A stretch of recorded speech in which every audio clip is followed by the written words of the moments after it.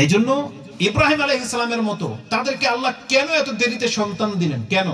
এটা আমাদের জন্য এক্সাম্পল, শিক্ষা দিতে চেয়েছেন আল্লাহ যে ইমানদার হলে এমন হোক যে 80 বছর পর্যন্ত সন্তান পায় না, তারপর আল্লাহর কাছ থেকে কোনোদিন তারা নিরাশ হয়ে যায়নি, আল্লাহ চাইলে দিবেন।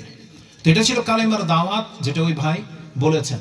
সর্বোপরি আমার মেসেজ যেটা থাকবে সেটা হচ্ছে, দেখেন আমরা হলাম মুসলিম, আমাদেরকে এই ইসলামটাকে ধরে রাখতে হবে। জানেন মুসলিমের মান কি? আল্লাহ বলেছেন প্রত্যেক ব্যক্তি তো মরবে, তুমি অন্তত মুসলিম হয়ে মরো। আল্লাহ বলেছেন তোমার মৃত্যুটা যেন অন্তত ইসলামের উপরে থাকে। আমরা সবাই পাপী, আমাদের দ্বারা কম বেশি ছোট বড় পাপ সবার দ্বারাই হয়, কিন্তু তারপরেও কিন্তু আমরা ইসলাম থেকে বেরিয়ে যাইনি। এমন কোনো কাজ মুসলিমদের করা উচিত নয় যে কাজগুলো তাকে ইসলাম থেকে সরিয়ে দেয়, কিন্তু অধিকাংশ মুসলিমগুলো আজকে সেই পথে হাঁটে যেটা করলে তার ইসলাম টিকে না। দেখা যাবে যে ইসলামকে নিয়ে ঠাট্টা করে, দাড়ি নিয়ে মন্তব্য করে, পর্দা নিয়ে কটূক্তি করে, হুজুর দেখলে ওর পেট ব্যথা শুরু হয়ে যায়। এই ধরনের ব্যক্তি কিন্তু চরম বিপর্যস্তর মধ্যে পড়বে। আপনি ইসলাম নিয়ে কোনো মন্তব্য করেন না। অনেকে আছে দাড়ি রাখেন নাই, আপনি পাপী, কিন্তু আপনার মধ্যে একটা শ্রদ্ধা বোধ থাকতে হবে যেটা আমার রাসূলের আদর্শ। আমি পারি না, এটা আমার ব্যর্থতা। আমাদের কাছে অনেক আর্মি ডিফেন্সের লোক ফতোয়া জানতে চায় যে এই ক্ষেত্রে আমরা কি করব, আমরা তো বাধ্য। তার মানে দেখেন সে অনুতপ্ত তার চাকরিকে নিয়ে, সে দাঁড়িয়ে রাখতে পারতেছে না। কিন্তু আপনি একটা রাখেন নাই, আবার দাড়িকে নিয়ে আপনি যখন মন্তব্য করেন, আপনি জেনে নেন আপনার ইসলাম টিকবে না।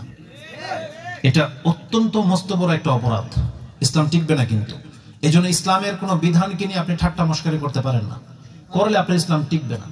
তারপর উপরন্তু আজকে মুসলিম সন্তানরা বিজাতিকে কেন্দ্র করে যেই সমস্ত মাতামাতে, এই খেলাকে কেন্দ্র করে আপনারা দেখেছেন তারা কি করেছে, ইসলামের সাথে এগুলো সরাসরি সাংঘর্ষিক। মুসলিম সন্তান কোনোদিন বিজাতির আনন্দ উৎসব নিয়ে উৎফুল্ল হতে পারে না। উপরন্তু খেলতামশা এগুলোকে আল্লাহ সুবহানাহু ওয়া তাআলা আমাদের কাছ থেকে অনেক দূরের সম্পর্ক বলেছেন। আল্লাহ বলেছেন দয়াময়ের বান্দা কোনোদিন খেলতামশার সাথে জড়াতে পারে না, যেটা আপনি সূরা ফুরকান 25 নম্বর সূরাতে পেয়ে যাবেন, যেখানে ইবাদুর রহমান দয়াময়ের বান্দাদের গুণাগুণ বর্ণনা করা হয়েছে। তার মধ্যে 72-73 নম্বর আয়াতটা দেখে নেন। আল্লাহ বলেছেন ওয়াল্লাযিনা লা ইয়াশহাদুনা আয-যুর ওয়া ইযা মাররু বিল-লাগwi মাররু কিরামা। দয়াময়ের বান্দা কোনোদিন মিথ্যার সাথে অংশ নিতে পারে না, মিথ্যা সাক্ষী দিতে পারে না, মিথ্যা কথা বলতে পারে না, মিথ্যার কোনো কিছু রটাতে পারে না। লা ইয়াশহাদুনা আয-যুর, এবং বলেছেন ওয়াইজা মাররু বিল-লাগwi মাররু কিরামা, এবং যখনই কোনো লাগু কাজ আলফাল কাজ হতে দেখবে সে তার সম্মান বাঁচিয়ে সেখান থেকে সরে যাবে। এটা হচ্ছে দয়াময় আল্লাহর বান্দাদের গুণ। কিন্তু আজকে আমরা মুসলিম হয়ে আমরা ওই খেলতামশার মধ্যে জড়িয়ে যাই। আমরা ওই সব সময়, আমি অনেক ব্যক্তিকে দেখেছি, আমরা তো বিচরণ করেছি ওয়াজ মাহফিলের কারণ রাত 2টা-3টা বাজে পর্যন্ত রাস্তায় দেখেছি জায়গায় জায়গায় মরে মরে যুবকরা এইসব স্পিকার নিয়ে নাচ গান করতেছে আর খেলায় মত্ত। অথচ তার ফজর নামাজের কি হবে?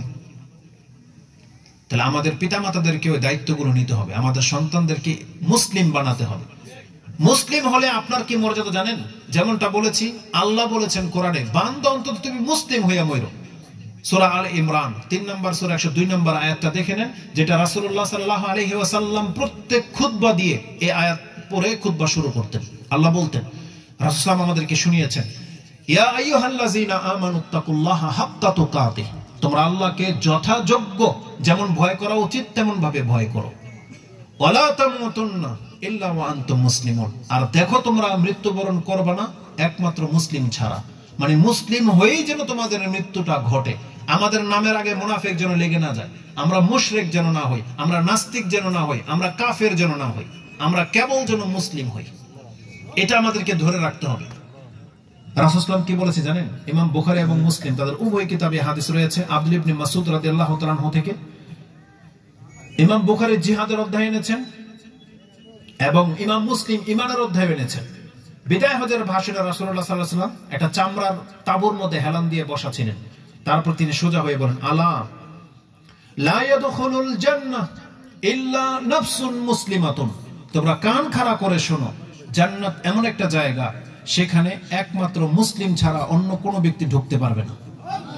লা ইয়াদখুলুল জান্নাহ বলা হয়েছে ইল্লা নাফসুন মুসলিমাতুন, মুসলিম ছাড়া অন্য কোনো ব্যক্তি জান্নাতে ঢুকতে পারবে না।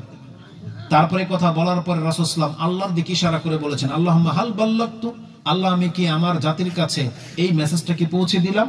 আল্লাহুম্মা শাহাদ, আল্লাহ তুমি সাক্ষী থাকো, আমি সমস্ত সাহাবীদের সামনে, পুরো পৃথিবীর সামনে এই মেসেজ পৌঁছে দিয়েছি যে কিয়ামত পর্যন্ত তোমরা যদি জান্নাত চাও তাহলে মুসলিম হয়ে বেঁচে থাকার চেষ্টা করবে।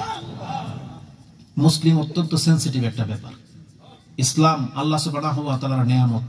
আল্লাহ নিয়ামত বলেছেন ইসলামকে, জানেন?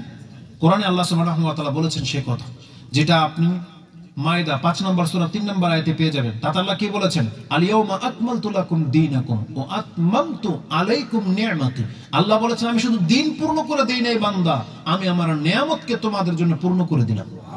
তাহলে ইসলামটা হচ্ছে আল্লাহর নিয়ামত। ইসলাম এমন একটা সম্পদ, জানেন আপনি কি? আমর রাদিয়াল্লাহু তাআলা আনহু যখন ইসলাম গ্রহণ করতে আসছিলেন তখন হাতটাকে টেনে নিলেন, বলেন মা লাকা ইয়া আমর, তোমার কি হয়েছে? তুমি তো ইসলাম গ্রহণ করতে আসছিলা। এটা ইমাম মুসলিম ঈমানের অধ্যায়ে এনেছেন। বলতেছে আশতারিত, আমি একটা শর্ত করতে চাই আপনার সাথে।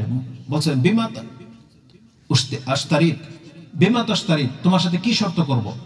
তখন আমর রাদিয়াল্লাহু তাআলা বললেন, ইয়া রাসূলুল্লাহ, আমি এখন কালেমা পড়ে নেব, কিন্তু আমার অতীতের পাপগুলোর কি হবে এটা সম্পর্কে আপনি বলেন, আমার পাপ কি হবে? তখন রাসূলুল্লাহ আমর রাদিয়াল্লাহু তাআলা হাতটাকে ধরে নিয়ে বললেন, তুমি কি এটা জানো না? আল ইসলামু ইয়াহদিমু মা কানা কাবলা। ইসলাম এমন একটা ধর্ম, যেই ব্যক্তি যখন গ্রহণ করে নেবে তার অতীত যদি 100 বছর হয়ে থাকে, এই সমস্ত পাপকে ইসলাম খেয়ে ফেলবে। ইয়াহদিমু মা কানা কাবলা, একজন ব্যক্তি ইসলাম গ্রহণ করার পূর্বে তার জীবনের কত পাপ আছে এটা আল্লাহ দেখবে না। যেই দিন ইসলাম গ্রহণ করে নেবেন সেই দিন তার জীবনের সমস্ত পাপকে ধুয়ে মুছে সাফ করে দিবেন আল্লাহ সুবহানাহু ওয়া তাআলা। এটা হচ্ছে ইসলাম। এই জন্য ইসলামের খেলাফ কোনোদিন কথা বলবেন না, এটা থাকবে আমাদের মেসেজ। কেন এই কথাগুলো বলতেছি?